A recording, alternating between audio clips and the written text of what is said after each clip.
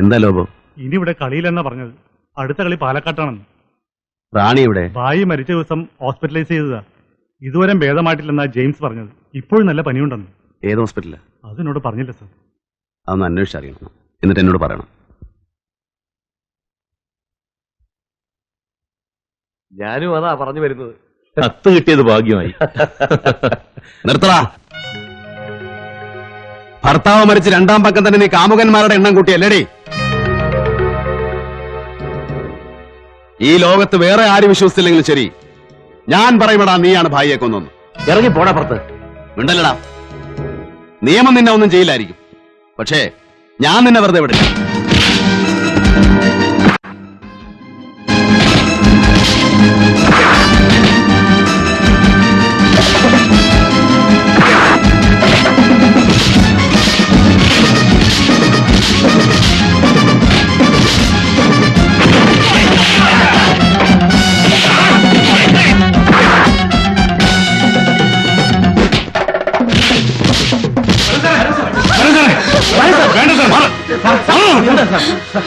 നിന്റെ അന്ത്യം എന്റെ കൈ കൊണ്ട് തന്നെ ആയിരിക്കൂടാ, നീ നോക്കി വെച്ചോ.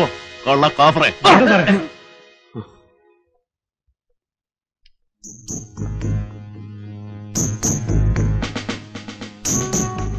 ഇവന്റെ അഹങ്കാരം കുറച്ച് കൂടുന്നുണ്ട്. സാരമില്ല, ഞാൻ വഴി കണ്ടിട്ടുണ്ട്. ഇത്രയും കാലം ഭായി ഉണ്ടല്ലോ എന്ന് വെച്ചാൽ ഞാനൊന്നും ചെയ്യാതിരുന്നത്. ആ റാണിയുടെ കാര്യം ഓർക്കുമ്പോഴാണ് എനിക്ക് വിഷമം. പാവം. ജെയിംസ് തന്നെയാണോ ഭായിയെ കൊന്നത്?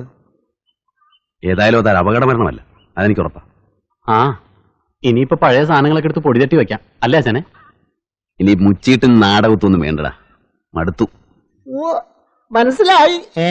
ഗൗരിക്കാണെങ്കിൽ ഇതൊന്നും പണ്ടേ ഇഷ്ടമല്ല. അപ്പൊ പിന്നെ പോടാ, എനിക്ക് ശരിക്കും മടുത്തിട്ടാ.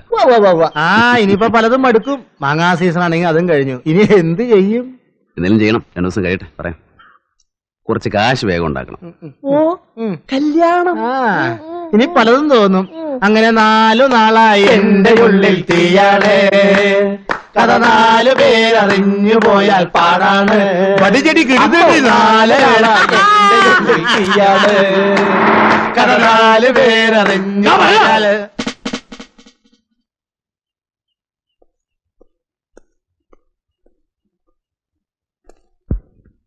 തന്നെ അറസ്റ്റ് ചെയ്യാൻ വന്നാ. എന്താ ചേട്ടാ കാര്യം? കാർണിവലിൽ വെച്ച് ജെയിംസിനെ കൊല്ലാൻ ശ്രമിച്ചത് 1ാമത്തെ ചാർജ്. അടുത്ത ചാർജ് യൂണിഫോം ഇട്ട പോലീസ് ഉദ്യോഗസ്ഥനെ കയ്യേറ്റം ചെയ്തു. തക്കതായ കാരണമില്ലാതെ ഇത് സംഭവിക്കില്ലെന്ന് എനിക്കറിയാം. പക്ഷെ ഞാൻ എന്ത് ചെയ്യാനാടോ? പാടോ പോവാ.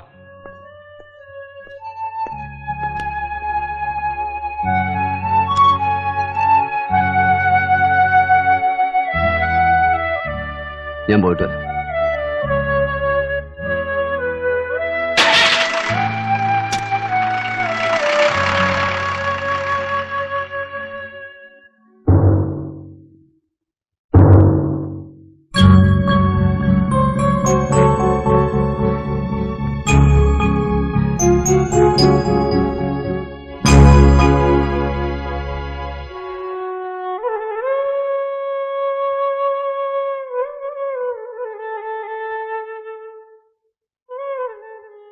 ആറ് മാസത്തേക്ക് ശിക്ഷിച്ചു.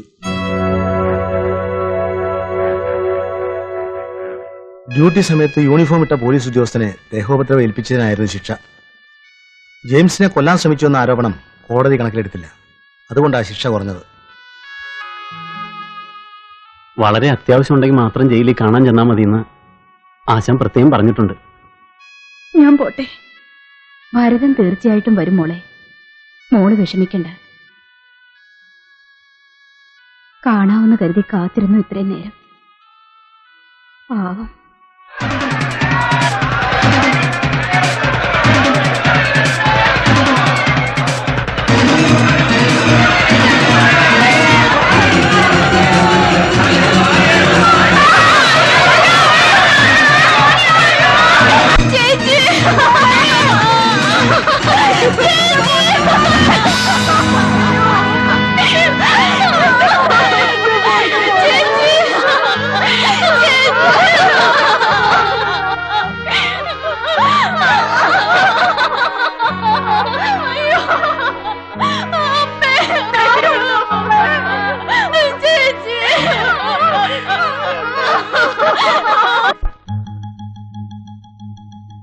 കോടതിയിൽ നിന്ന് ഞങ്ങൾ വീട്ടിൽ ചെല്ലുമ്പോൾ വിധി അറിയാൻ വേണ്ടി അവിടെ കാത്തുവെപ്പുണ്ടായിരുന്നു.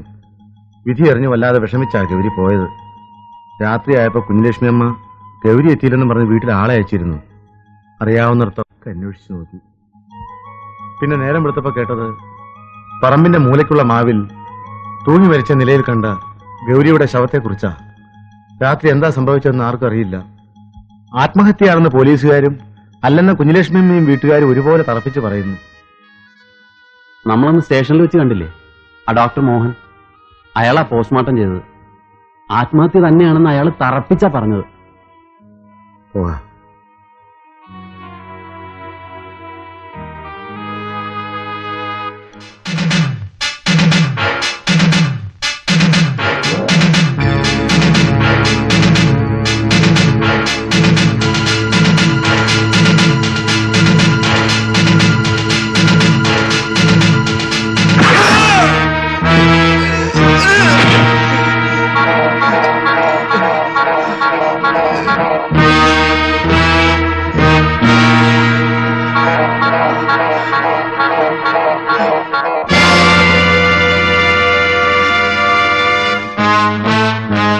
പറയടാ, ഗൗരി എങ്ങനെയാ മരിച്ചത്? ആത്മഹത്യയായിരുന്നു. ഇല്ല, അവൾ ആത്മഹത്യ ചെയ്യില്ല. എന്നെ ഒന്നും ചെയ്യല്ലേ. നീ പറയില്ലല്ലേടാ. സിദ്ധു, ഒഴുകി പറ്റോ? വേണ്ട വേണ്ട.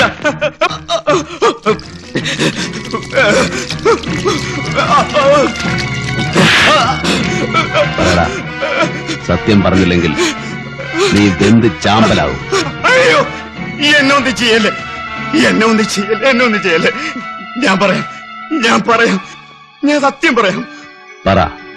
അന്ന് ഗൗരി മരിച്ചതിന്റെ തലേ ദിവസം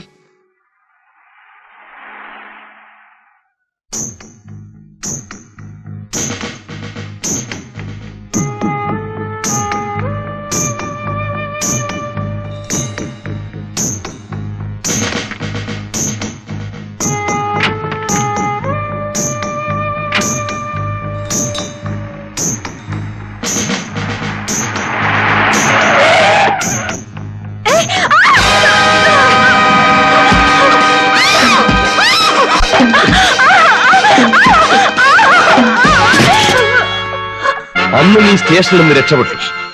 പിന്നീട് പലതവണ നിന്നെ ഞാൻ ട്രൈ ചെയ്തു. അപ്പോഴൊക്കെ നീ ഒഴിഞ്ഞു മാറി. നിന്നെ കേസിൽ നിന്ന് ഒഴിവാക്കി തരാമെന്ന് പറഞ്ഞിട്ട് നീ വഴങ്ങിയില്ല. ഇന്ന് നീ രക്ഷപ്പെടുന്ന എനിക്കൊന്ന് കാണണം. 1 രൂപ മുതൽ മേൽപോട്ട് ആര് തന്നാലും തുണി ഉരിയുന്ന നിനക്ക് എന്നോട് മാത്രം ഒരു പാതിവൃത്യം അല്ലടി? തൊട്ടുപോകരുത്, തൊടരുതെന്നെ.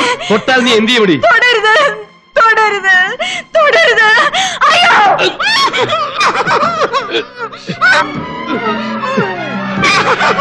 ഇനി മിണ്ടരുത്, മിണ്ടരുതെന്നാ പറഞ്ഞത്.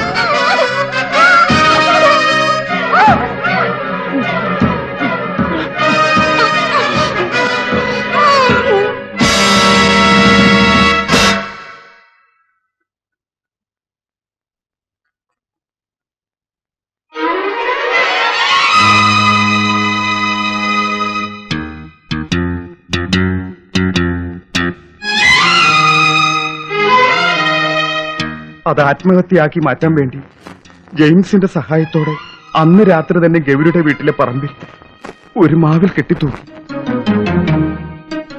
ഡെഡ് ബോഡി പോസ്റ്റ്മോർട്ടം ചെയ്ത ഞാൻ അത് ആത്മഹത്യ തന്നെയാണെന്ന് റിപ്പോർട്ട് ചെയ്തു. ഇപ്പോഴാ എസ് ഐ എവിടെയുണ്ട്? ജെയിംസുമായി ചേർന്ന് കാർണിവൽ നടത്തുകയാണ്. കാർണിവൽ?